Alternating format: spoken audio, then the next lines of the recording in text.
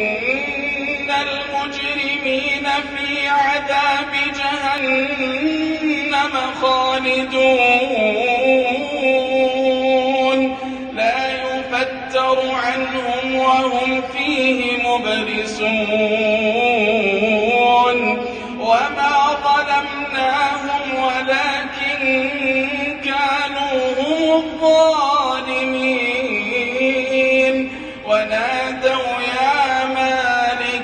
ونادوا يا مالك ليقض علينا ربك قال إنكم ماكثون لقد جئناكم